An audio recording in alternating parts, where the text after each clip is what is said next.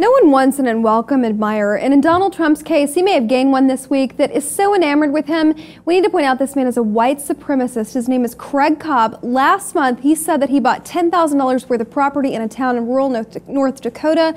He wants to call it Trump creative. That's right, Jose. This well-known white supremacist, he's very enamored with Donald Trump and his policies, especially his immigration policies. And this man, he has a cult-type religious movement, the creativity movement, which teaches the superiority of the white race. That's his whole funk right there. And Trump is the new messiah?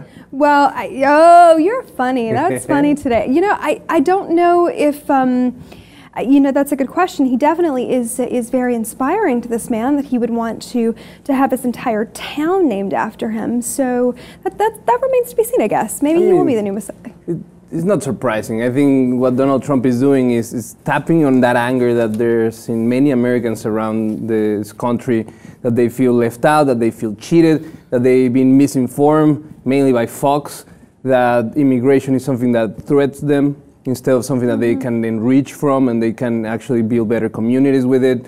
But it is real. The anger is real. The reaction is there because of that. I'm not indicting network news here. I don't think, I mean, network news, of course, everybody has an opinion, and arguably all news. Fox? Of course, what I'm saying is that racism is more deep-seated than some idea from a news channel. That's definitely... But what I'm saying is the way these major outlets put the information out, the way they frame it constantly, and the messaging, and on top of that, it's not only the, I'm just using Fox as a generic for all these right-wing media. I'm talking about the Glenn Becks, I'm talking about these radio host shows that are spewing this hate, and it's angering people around the country. So when Donald Trump comes in that platform and says, yes, I'm going to be a leader for your hate movement, it's normal to see the numbers. It was CNN today who featured a Trump supporter who said she backs his immigration policy. Really quickly, he announced that he wants to send back the children born in this country of all 11 million aliens that are not documented here, that he wants to send back their kids that were legally born here, which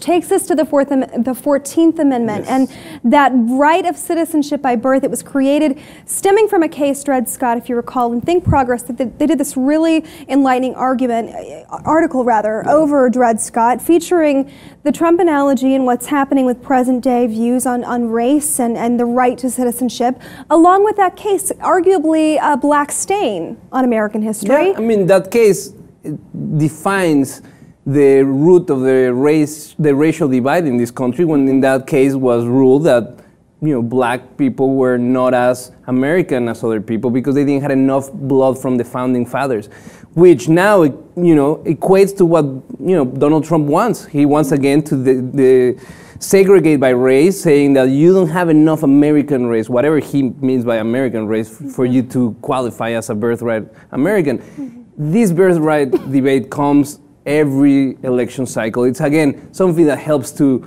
you know, feed the fire of the news, but I think it's a far-fetched idea that he can actually go through and pass that in Congress.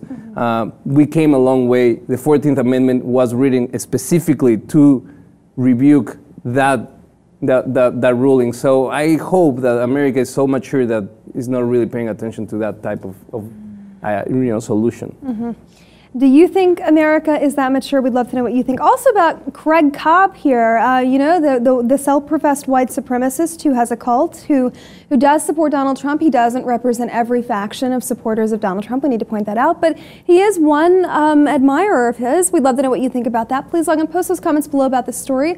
While you're at it, be sure to check out the rest of our channel. And, of course, subscribe to the Lit TV 2 for more.